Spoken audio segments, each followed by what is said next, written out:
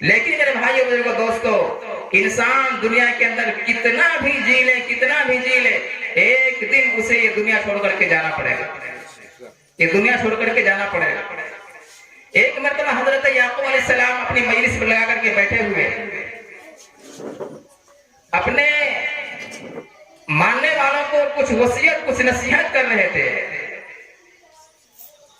اور بہت ہی بڑی مجلس لگی ہوئی تھی، اور اتنی بڑی مجلس تھی کہ بتایا گیا کہ ہال کا شکل تھا اور گیٹ لگا ہوا، تمام کے تمام لوگ بیٹھ کر کے حضرت یعقوب علیہ السلام کی باتیں سن رہے تھے۔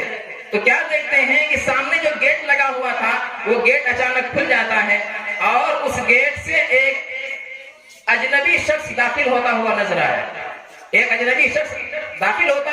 آیا، تو نبوت کا آنکھ جو ہوتا ہے وہ کچھ دور سے ہی لوگوں کو پہچانتا ہے، آخر یہ کس شکل کا انسان، یہ انسان ہے یا کوئی اور چیز ہے۔ تو جیسے ہی وہ گیٹ کے اندر داخل ہوا تو انسان کے شکل میں ملک الموت آ رہا تھا، تو حضرت یعقوب علیہ السلام اس کو پہچان لیا، اور یعقوب علیہ السلام سمجھ گئے کہ آج کسی کا پتہ کٹنے والا ہے، تو موت سے ہر ایک کو ڈر لگتا ہے۔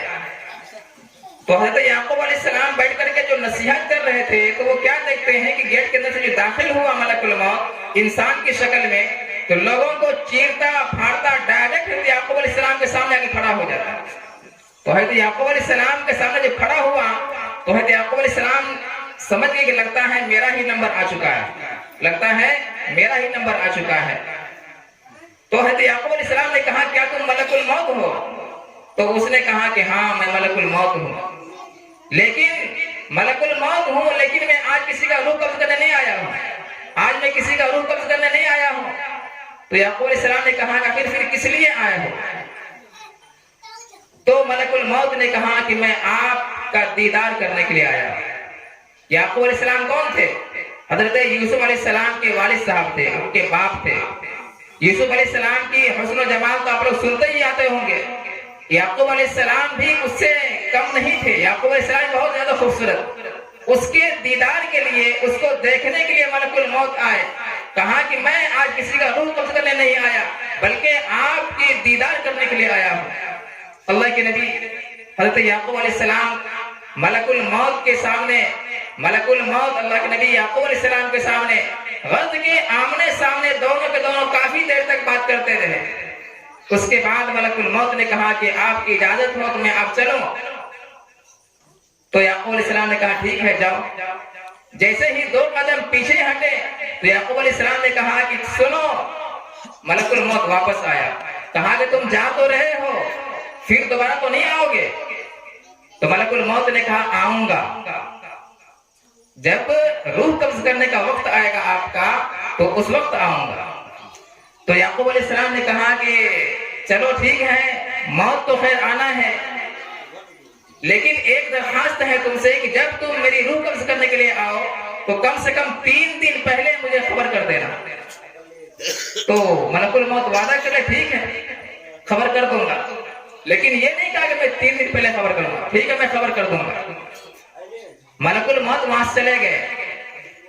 کئی سالوں کے بعد ملک الموت حضرت یعقوب علیہ السلام کی روح قبض کرنے کے لیے جب آئے تو یعقوب علیہ السلام ملک الموت کو جب دیکھتے ہیں تو غصہ سے گال پیلا۔ ملک الموت سے کہتا ہے کہ تم مجھ سے وعدہ کیے تھے کہ جب تم میری روح قبض کرنے کے لیے آؤ گے تو 3 دن پہلے مجھے خبر کرو گے، تم نے مجھے خبر نہیں کیا۔ تو ملک الموت کہتے ہیں کہ میں آپ کو خبر کیا تھا، میں نے آپ کو خبر کیا تھا۔ یعقوب علیہ السلام نبوت کا ذہن کیسے بھول سکتا ہے؟ یعقوب علیہ السلام نے کہا کہ تم جھوٹ بول رہے ہو، تم نے مجھے خبر نہیں کیا۔ ملک الموت کہتا ہے کہ میں آپ کو خبر کیا تھا۔ اب یعقوب علیہ السلام کو اور زیادہ غصہ آ رہا ہے کہ تم مجھے کب خبر کیے؟ تم نے جب میرے پاس انسان کی شکل میں آیا تھا اس وقت مجھ سے وعدہ کیا تھا کہ میں آؤں گا تو 3 دن پہلے تم خبر کروں گا، لیکن اس کے بعد تم آج ہی آئے ہو تو مجھے خبر کب کیے ہو؟ तो मलकुल मौत ने कहा कि आप गुस्सा मत होइए, आप नाराज मत होइए, मैं आपको बताता हूँ आपको कब खबर किया। उसके बाद मलकुल मौत कहता है कि मुझे ये बताइए कि जब आप जवानी के आलम में थे तो उस वक्त आपके सर का और दाढ़ी का बाल किस कलर का था, किस रंग का था? तो याकूब अलैहिस्सलाम ने कहा कि काला रंग का था। तो मलकुल मौत पूछता है कि अभी आपके सर का बाल और दाढ़ी किस रंग का है? तो याकूब अलैहिस्सलाम ने कहा कि सफेद हो चुका है। तो मलकुल मौत ने कहा कि ये मेरी पहली वार्निंग है, ये मेरा पहला खबर है, ये मेरा पहला खबर है। उसके बाद मलकुल मौत कहता है कि मुझे ये बताइए कि जब आप जवान थे तो आप पहाड़ों पर चढ़ जाया करते थे और कई कई किलोमीटर दूर तक आप पैदल चला करते थे। अभी आप कितना किलोमीटर पैदल जा सकते हैं? कि क्या पहाड़ पर अभी चढ़ते हैं आप? तो याकूब अलैहिस्सलाम ने कहा कि अब वो हिम्मत कहाँ है, अब वो हिम्मत कहाँ है? तो मलकुल मौत कहता है कि ये मेरी दूसरी वार्निंग है। उसके बाद मलकुल मौत उसे पूछता है कि मुझे ये बताइए कि आपको जवानी से लेकर के, बचपन से लेकर जवानी तक में क्या आपको कभी सर में दर्द हुआ है? क्या आपको कभी पैर में दर्द हुआ? क्या कभी आपको कमर में दर्द हुआ? तो याकूब अलैहिस्सलाम ने कहा कभी नहीं। तो उसके बाद कहता अभी आप बताइए कि अभी आपकी बदन का क्या कैफियत है? तो याकूब अलैहिस्सलाम ने कहा कि अभी तो सर में भी दर्द हो जाता है, कमर में भी दर्द हो जाता है, पैर के टुकड़ों में भी दर्द हो जाता है। तो मलकुल मौत कहता है कि ये मेरी सबसे आखिरी और तीसरी वार्निंग है।